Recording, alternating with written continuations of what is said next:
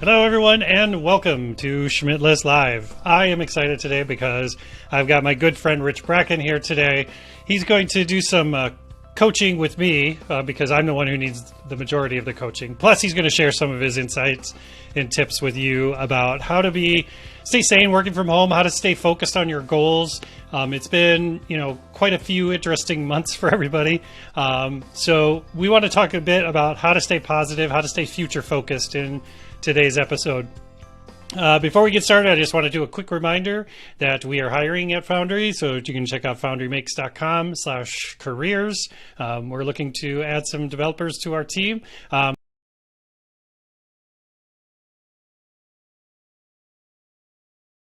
started with him. Rich, how are you doing today? I'm fantastic, Kurt. How are you doing? Happy Friday to you, man. Happy Friday. Yeah. Well, thanks for joining me today. Rich, tell me a little bit about what you do. What can I expect when I go to richbracken.com? What's the work that you do these days? Sure. So a lot of things to unpack there because I think they're all going in different directions. So I'm a speaker. I'm a storyteller. I like to use that instead of saying that I'm a motivational speaker, but I'm a keynote storyteller, both in person and virtually. I also do emotional intelligence consultations as well, and I host my own podcast, the Enrich Your Soul podcast. So just very lucky to have the platform that I do and connect with people that I do. And as of this week, I am a 1-year resident of Minneapolis. So, wow. Look at you.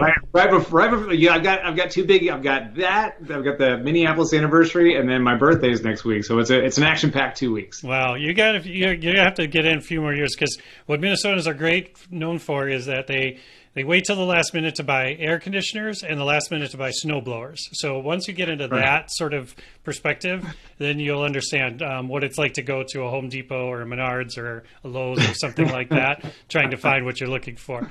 Well, let's talk about that coaching, Rich. So personally, the last few months, now that our homes have not only become the places we live, but they become our offices, they've become our barbershops, they've become our restaurants, they're our laundry, obviously, they're places where we're trying to get all of our entertainment and all of our stimuli. But personally, it's really set me back on some of the goals that I've wanted to achieve. And, I think part of it is just, my mind's so filled with all the different things going on, the business that I'm running at Foundry and doing the podcast and doing these other things. But I'm experiencing and talking to a lot of other folks that are struggling with staying focused on their goals during this time. What sort of advice do you have for people that are really kind of getting stuck right now?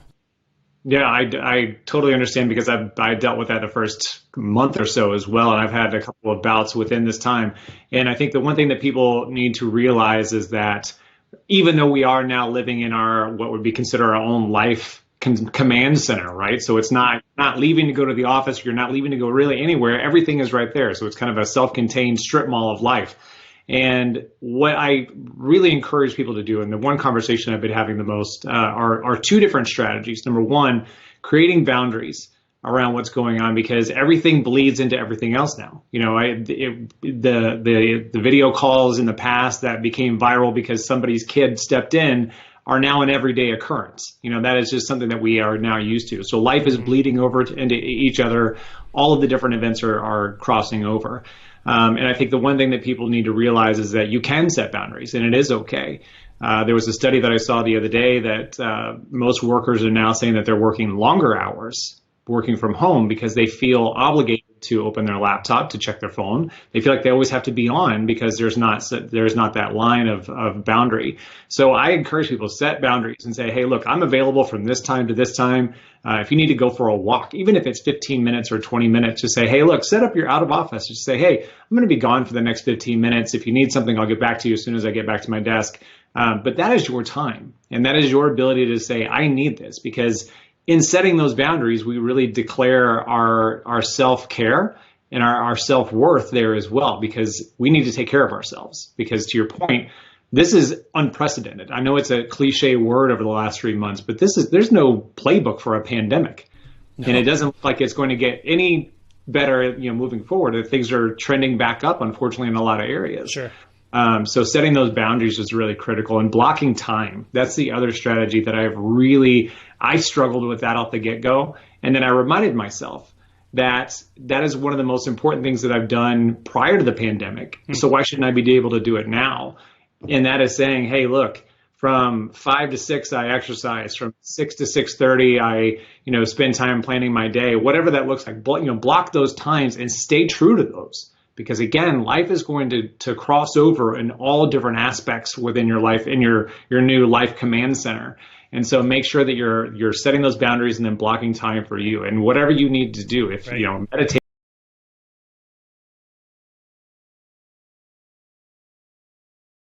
are going to keep your sanity and keep your energy and keep your focus on your goals. Oh, that's great advice. Yeah, I think one of the things that I struggled with, and I know some of the other professionals that I've been in contact with, is that, when you're in the office, you've got a lot of these visual cues of the people around you. Like this is, Bill and Anna are going to the gym right now, and those people are going to get lunch right now. And so you kind of get on this similar schedule with folks because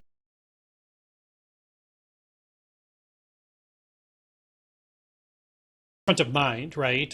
But you pick up on these things, and then now that we're home, we don't have those visual cues, right? We don't have those things. So what I hear you saying is, we kind of got to replace those by just blocking off the time ourselves, right? And not just waiting for others to sort of dictate our schedule. Mm-hmm. Oh, absolutely. And that in that time, you are really, what you're doing is you're replenishing yourself, because in this time, you discussed it earlier, there's so many things impacting our thoughts and our emotions right now. And it's nonstop. The barrage is coming all the time. And even more so during this pandemic time, because there are so many different stressors that are coming about. And so in that time, yes, the visual cues, and I nodded my head quite feverishly because I had those as well at the office. But now I'm in my own vacuum of time. I'm in my own activity space, and I don't have those visual cues. And really it's saying, hey, look, I need to do what I need to do to stay on my routine, visual cues or not. Figure out what the things are that you need. If you absolutely need to take a 20-minute break every now and then, if you need to take if you need to take lunch at a certain time, or if you need to exercise in the middle of the day, again, go back and block that time and say, this is what I need, because those visual cues are not there for you to do. And what happens there is that when we don't have those, we roll from one thing into the next, because we're not disrupted in our thought to say, oh yeah, now is the time that I stop and put my pen down and I go do this, or I go meet with this individual, or I go have lunch, or I go get up and go for a walk like I usually do. You don't have those. So you have to set those intentional reminders. I've got reminders on my phone all the time letting me know, hey, take a break, get up and go walk for 5 minutes, or take 10 minutes and meditate at 2:00. Right. Those kinds of things are really, really good for you and help you replenish your energy and your mindset throughout the day. That's really smart. Do you find, what's worked best for you personally, Rich? Is it more of these digital sort of boundaries, like you're adding, you're blocking off your calendar, or is it more analog where you're putting things? What have you found success in using? As many digital tools as there are out there, there's no reason to not use them, right? If there's literally an app for everything. I found one the other day that helped me figure out what plants the previous owner of this house planted by just taking a picture of it. So if I can do that, nice. then I don't have any excuse to not block my time and remind myself of things. So I set personal reminders and timers on my phone. On my work calendar, I will say, I've got a project block. For these 2 hours, I need to be uninterrupted because I need to be able to focus on things. And I think that is the one thing that people have crossed over quite a bit as well in this new work from home mentality, is that at work, we're used to having the ability to shut our door and have some privacy. And there was that professional recognition that, oh, his door is shut, I shouldn't bother him. And now, I've got a 4 and a 7-year-old. They don't care if my door's shut or not. No. They're going to come see me whether I like it or not. Yeah. So professionally, I set those blocks of time knowing, okay, if I need an hour and a half, I'm going to block 2 hours because there's probably going to be some sort of a natural interruption. But in that time, I also say, okay, from 1 to 3, I have my out of office on. So that way I'm not keeping an eye on my email all the time, and I'm not looking at my phone for text messages. I can focus in on the things that I need to focus in on. I also, and I'll forget the name of the term. There's a clever term, because there's a clever term for everything now. But it's a mentality of the 20 to 25 minute sprint blocks of time. So if you say, okay, for the next 20 minutes, all I'm going to do is think about this project or this proposal or this, this website. I'm going to work on this for 20 minutes, hardcore, nonstop, totally focused. And then I'm going to take a break for 5 minutes. And then, whatever you need to do. If you need to get back into it for 20 minutes, that energy boost is really critical. I mean, that really helps you stay focused. But it's saying, hey, look, this is my time. And this is my time to be focused, and this needs to be uninterrupted. And by saying, hey, look, everybody, I need this time to do this. I've not had one piece of pushback at all saying, well, how dare you, take private time to work on a project, or how dare you be focused, or how dare you not be available for 30 or 45 minutes because you're working on something that has been on your plate for a while. Right. It's not happened, but it's up to you to, like I said, intentionally set those times on your calendar, and then set the reminders and timers on your phone when you need to. Well, let's shift gears for a second. So we've been talking about working from home, but let's say I've been furloughed or I've been laid off, and right now I'm chasing after that next job. What's your suggestions for how I'm structuring my day when my day isn't structured anymore in a way that helps me feel productive, but also is trying to get me closer to my goals? Do I need to apply those same tactics? What's your advice there? Absolutely. And the tactics are going to be different, but the strategy is going to be the same. And I had in a previous role been laid off due to some corporate restructuring. So I know what that feeling feels like. And first of all, let me say, to those that have been furloughed or have been laid off, I deeply feel I know how you feel. And first of all, it's a mental struggle. You need to take some time to yourself to say, hey, look, this isn't because of anything that I did. This isn't because I'm not worthy and I'm not valuable. This is a financial decision that was made. And I just happen to be part of the decision that was made. It's nothing against you personally.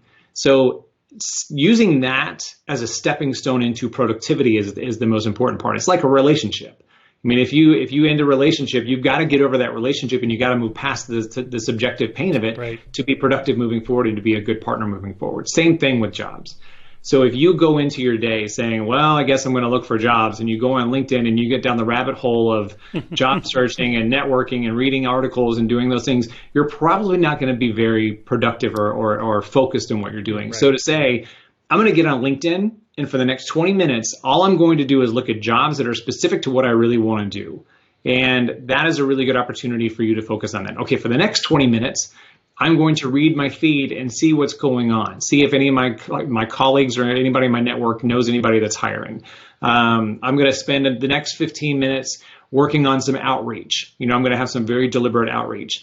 And then, also add in some skills training. That is a really thing. LinkedIn has some great skills training on there now, and there's skills training everywhere, but specifically if you're going to stay there, tons of things you can go learn. And this may be serendipitous for you. This may be a situation where maybe you haven't been 100% happy, and maybe you are looking at a career change or a job change or some sort of a different industry. Now may be a really good time to explore that, and maybe sit down and understand what your gaps of knowledge are, or your gaps of focus, or maybe there's something you need to strengthen, or maybe you just want to go work at the Foundry. It's a phenomenal place, and I think you should go work there. I think if you're a developer, you should apply to that. You should. Thank you, Rich, for the plug. I appreciate that.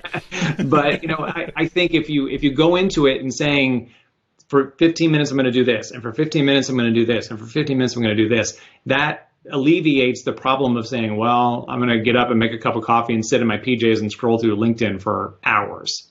It makes it more productive. And set a goal. I want to apply for 4 jobs today. Find 4 jobs to apply for and be deliberate about it. Mm-hmm. Yeah, I think to your point, I think that's where it takes a little bit of time to get back to being that intentional or that deliberate, especially once you get a blow like that. Because, and I've talked about it before, Rich, is that, that feeling of being out of work, even though maybe 20% of the other people on at your company got laid off, it still feels so crushingly lonely, and you feel like you've been singled out and all those things, and it's hard it's hard to get over yourself, to It be is. honest. It is. And you know, in the department that I was in previously, there were 15 of us in the department. And due to that, the financial restructuring of the company, they got rid of 13 out of the 15 people. But even in that statistic, I'm not ashamed to say that I probably listened to a hell of a lot of Celine Dion at the time, but I was in my own headspace. Like, what did I do? And I was crushing it for the company. I was absolutely destroying my goals. And it literally was a tenure thing. I wasn't there as long as some of the other people. Yeah. And that was literally the only reason. But I was so caught up in my own mental space of saying, well, what did I do? And what's wrong with me? And maybe I'm not as good as I thought I was. And this massive imposter syndrome sets in. And it prohibits you from moving forward. And so in that is where you really can make the biggest jump into productivity, is understanding that, hey, it's not about you. This is an unprecedented, again, to use that word, unprecedented, pivot in business and in industries, in the economy. And so this was probably 99% of the time, I'm not going to say 100% of the time, but 99% of the time, it was truly objectively a financial decision, and that's it. Yeah, you're on a list and there was a number attached to you, and that's it. Exactly. Yeah. Exactly. So to your point about that kind of, growing and learning, because I have talked to a number of people that I've been doing coaching with, which is exactly what you're talking about. Like, maybe this is an opportunity to look at moving to a different industry or a different role within the same industry, or all and above. Do you suggest applying that same sort of rigor to that learning as you are to that networking as well? Because I see where people, and you see it all the time in the analytics for these things at Coursera, Udemy, LinkedIn, where, people are pretty engaged for about 80% at the beginning of these things, but towards the end, it comes down to 20% of the people are sticking around. So, Right. Do you think it's about being that intentionality and that being that deliberate about it? Oh, absolutely. And I think, I forget the statistic, but I think we now have the attention span of goldfish. And so, yeah, I mean, you have to be very disciplined, and you have to be very rigorous about what you're doing. And so a couple of different things there. One, if you're looking at new jobs, or you're looking at a new industry or a new job title, look at the job description and look at the skills that they're looking for, and be very honest with yourself. Look at that list of qualifications and skills that they're looking for. Do you have all of those? And at what level do you have them? And so if there's something on there that you're like, oh, I wish I could do more of that, I promise you there's some sort of an online course in learning more about whatever that skill is that you have a gap. So understanding where your skill gaps are, being very, very honest with yourself, because you're the best, most knowledgeable expert about yourself and your skill set. Understanding what you need to be focusing on, and then again, dedicating that time, and put it on your calendar. Like, I can't stress enough how important it is that if you put it on your calendar and you say, for this hour, I'm going to study UX design. And this is where I'm going to go use my resource. Instead of using that hour to go piddle around and try to find a resource, find it ahead of time. Put that link in the calendar reminder, and then say, hey, from 1 to 2, this is all I'm doing. Yeah. Because I want that job, and I want to be really prepared for it. And, it may be something that you learn a new skill, or, you find a new strength. You're like, hey, I didn't realize I liked this so much. Yeah, one of the things with that too is, so there's that learning piece, but the other thing I think people have struggled with is the virtual networking side of things as well, right? So in the before times, we used to go to meetup groups, and we used to go to these other things, and even those people are not good at networking they're also very awkward and weird when it comes to those things. So if I feel awkward and weird already going to meetup groups and things, like, how can I improve my virtual networking skills? Rich, what are some of your suggestions on that? Honestly, as I think the word is ambivert. So I'm an extrovert, but I'm also an introvert in a lot of sense. And so the idea of networking events, I know that they're a necessary thing to do, but I'm not a huge fan of them in person. Now, this pivot to virtual networking and virtual connection is actually better for introverts or people that don't like networking events, because you could be more intentional and direct about it, because you're not walking in and putting on your name tag and grabbing your obligatory cocktail that you're going to let get watered down, and you wander around looking for somebody that's going to make eye contact and doesn't feel. Wait, those cocktails are watered down? Right, exactly. And you're not going to get pinned in the corner by the person that wants to tell you about the 27 businesses they started up last week. It's nice because you can be very, very intentional and very deliberate about what you're doing. And what I highly recommend is that if there's somebody that you want to get to know or that you want to network with or that you want to learn more from, reach out to them. Because I think there are a couple of different things. One, we all like to feel wanted. And so if somebody contacts me and says, hey, I read your article or I heard your podcast, I had somebody reach out the other day and said, listen to your podcast, loved it, would love to talk to you about goal setting because it was really impactful to me and it helped me realize some of the things I was doing wrong. And I have no idea who this person is, but the fact that they reached out for my insights on something, I wanted to help. I wanted to do what I could to serve them. Yeah. And so when you reach out to those people intentionally with a very intentional message, because again, like I can't tell you how many times I've been spammed on LinkedIn in the last 3 months. I mean, it's absurd. Yeah. It was bad. Again, it was bad before right. in 2019 BC before COVID. And it's even gotten worse now. So when you reach out to somebody, if you can in-mail them or if you want to email them directly through a website email address that you find, be very thoughtful about what you're saying. Find something that you have in common. Find something that they are maybe an expert in that you want to know more about. Or if you just want to ask them a question about something, be very intentional about it and be very understanding and patient too. Because again, like we're all being tossed around in this whitewater rapid of pandemic response. Yeah. And so they may not get right back to you, but that's not because they don't want to.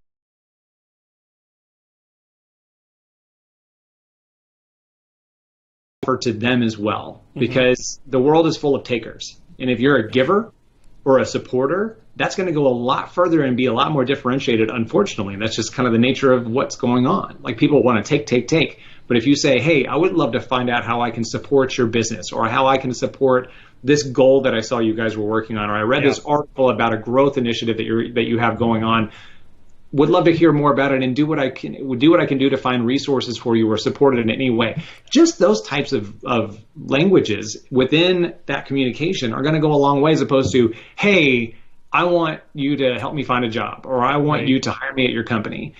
Find something that you can do to support that person as well.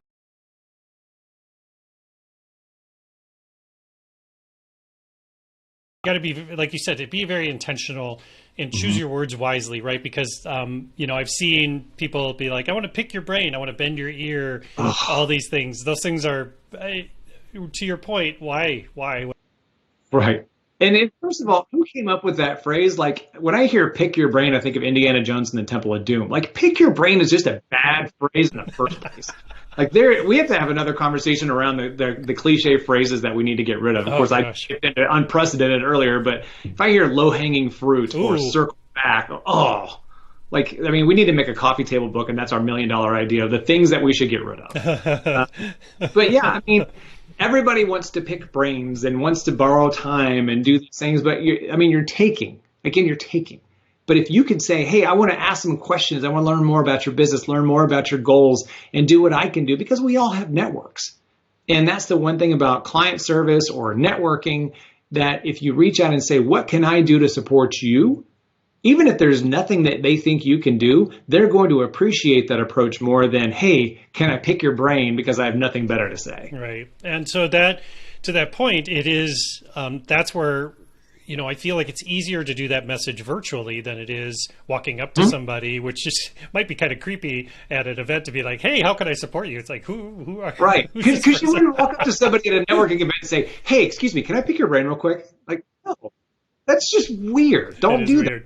But again, LinkedIn's a perfect opportunity and social media is a perfect opportunity to learn something about the person before you reach out. Right. And chances are, I always call it the Kevin Bacon effect of social media. Chances are there's either somebody that you know that knows the person, or there's something that you have in common.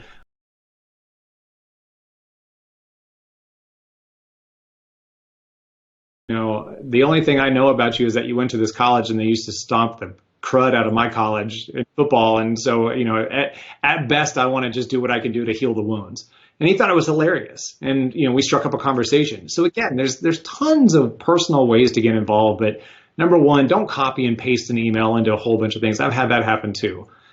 which this person unfortunately found me on a witty day, and they had copied and pasted their template where it said fill in name. And I was like, my name's not Philin, and that's not my name. So your name. This is not going anywhere. But let's talk about what you could do better next time. That's great. Well, the last thing I kind of want to touch on, Rich, is the idea, back to your idea of goal setting and how important that is for people. Now, there's all these different frameworks out there for this, right? There's this, doing SMART goals, and there's then, well, first I need to start with StrengthsFinder or Myers-Briggs to figure out what my goals should be.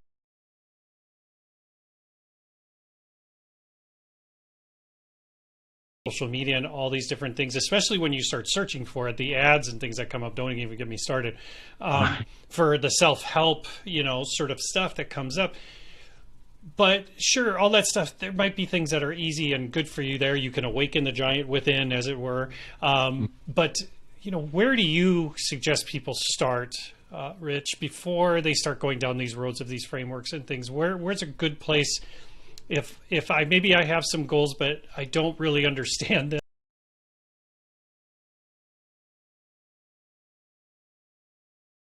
Will be the most hallmark thing that's probably ever said on your show, but start here and start here. I mean, honestly, start in your mind and start in your heart, because again, like, you can go down the rabbit hole of tests and exams and all of these different things. I mean, if you want to go find out what Disney princess you are to try to figure out what your goals are, you could probably do that.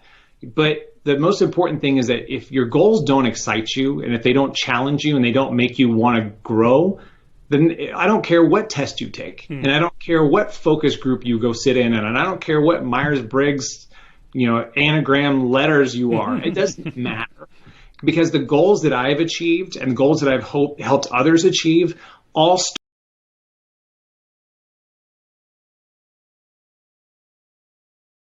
you what you should do. You're the only one that really knows what you want to do and what is most important to you.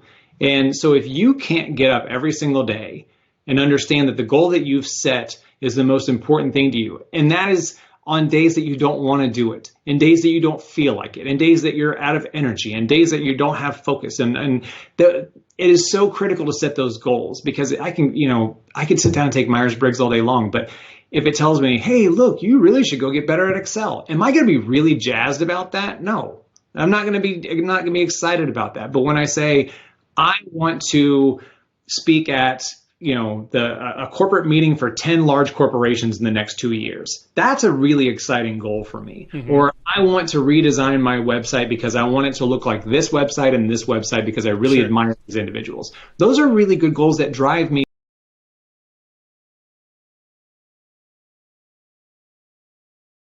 Goals are yours. Because I think also because of social media especially, we start chasing other people's goals.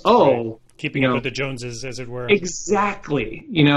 I saw so-and-so that, they're selling 6 figures every month, and they're doing this and they're driving this car. Who cares? If that's not what really in your heart is going to make you happy at the end of the day, who cares? And so if you can get up and understand that your goals are yours, they're going to be goals that are going to excite you and motivate you every single day. And that are, at the end of the day, when you accomplish them, there's going to be a joy associated with that money can't buy. Those are the most important goals. So let me take a little frontage road here. Sure. One of the things that I've talked about with folks, though, is developing goals. Sure, I could say, and again, let's be clear about what type of goals we're talking about, right? There's winning the lottery type goals, and becoming a famous movie star type goals. But, so like you had mentioned, like maybe I want to become a professional speaker and I want to be on a circuit or something, or maybe I want to be in charge of a design team. I want to run a design team and things. But what I see people challenged with is because they're not in that space, they don't either sometimes they don't feel deserving of those goals. So why should they make those their goals? Because they're not those people. And so it's hard to imagine yourself in that new reality because you either don't have the experience and nobody's told you should be. I could go on and on for all the things that either are going on inside of your head or with other people that are telling you that these goals are not achievable. What do you say to that? What's your advice there when I get stuck like that? First of all, that is your internal imposter that's talking to you. And you can, I mean, again, very hallmark of me, but you can really be whatever you want to be when you set your mind to it. And, you know, I'll use a personal example. I used to be a very heavy child. I was a real thin kid, became very heavy, was, 260 pounds, played college football, but was big after I got done playing college football. I never saw myself as somebody who was fit or healthy or thin. I could not imagine that of myself. So when I decided that I needed to lose weight, I never saw myself as somebody that, like, I was the kid that wore a t-shirt in the pool because I felt like people wouldn't see me as fat because I had a t-shirt on. Sure. I was so self-conscious of that. And mentally, I never, ever thought I would ever be that fit, healthy person. And 100 pounds and 23 years later, here I am still having the weight off. But I told myself at one point, you know what? I can be that person and I will be that person. And that's just a personal health example, but it's the same thing for professional status as well, or business. If you right now are in accounting and you say, you know what? I want to have the best bakery in Minneapolis. Why couldn't you? What's stopping you? And so I love the phrase reverse engineering your dream. And so if you say, okay, I want to be the best baker in Minneapolis, what does that take? Walk it backwards.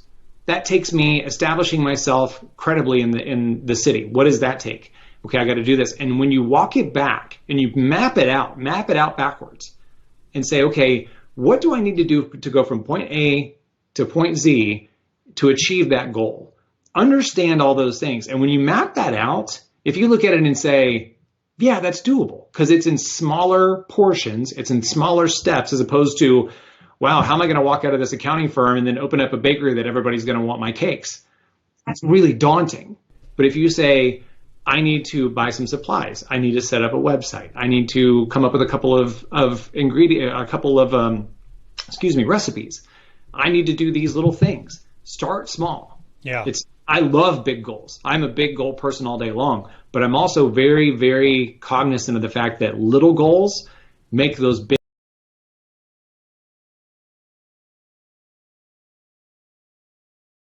But you can create the future, right?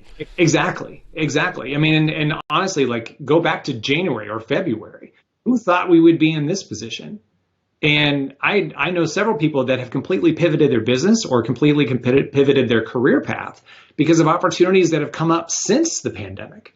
So again, like, it's up to you. And when you can get out of your own headspace and you can get out of the headspace of letting other people tell you what you can and can't do, and you quit worrying about what you see on social media, and you understand at the end of the day, hey, look, I have one life and I have one journey on this earth. I need to make the most of it. Are you going to sit back and let nobody on their dying bed is like, wow, I'm really glad I played it safe and didn't do the things I really wanted to do? Or are you going to say, you know what? I took a great swing at it and I chased my dream and I either achieved it or I gave it my best, but hey, I can die happy knowing that I did. Those are the most important moments. Those are the most important feelings that you need to have. And so if you can't understand that it's up to you and that you can do whatever you want, once you understand those things, you're unstoppable. Yeah. You're absolutely unstoppable. That's great, Rich. I really appreciate the way that you look at the world, and I appreciate your advice. And thank you for the free coaching today. I really appreciate it. Hey, anytime, broadcast or not, I'm here to support you, whatever. I appreciate that, Rich. So, Rich, if I want to learn more about the work that you do, and if I want to learn more about the coaching you do, I mean, where's a good place to go, and how should I connect with you? Sure. My hub of everything is richbracken.com. You can find videos of me. I also do some work on television. So there's some video clips of some of my television work. All my keynote presentations are on there, all my social media connections, and also my podcast, the Enrich Your Soul podcast. So you can find everything at richbracken.com. Cool. Well, Rich, I want to thank you again. I always enjoy our conversations. I always learn so much, and I do suggest everybody go and check out Rich's podcast and his website because it's there's a lot of really cool resources there. And so, thank you for the work you do, Rich. I really appreciate it. And thank you for doing what you do, Kurt, because I know that was one of the first things I learned when I got to the cities was I had to know you and I had to learn more from you. So, hey, I'm very grateful for you as well. I appreciate that, Rich. Okay, so for everybody, we're going to end the show now. But if you have comments or questions, again, feel free to leave them in the comments. I'll have links to all of Rich's stuff in there as well. And if you're like I said, if you're interested in learning more about the stuff that Rich is doing, check out richbracken.com. And again, yeah, we're hiring at Foundry, so check out foundrymakes.com because we'd love to have you join our team. So thanks everybody. Have a great weekend, and thanks for joining us today.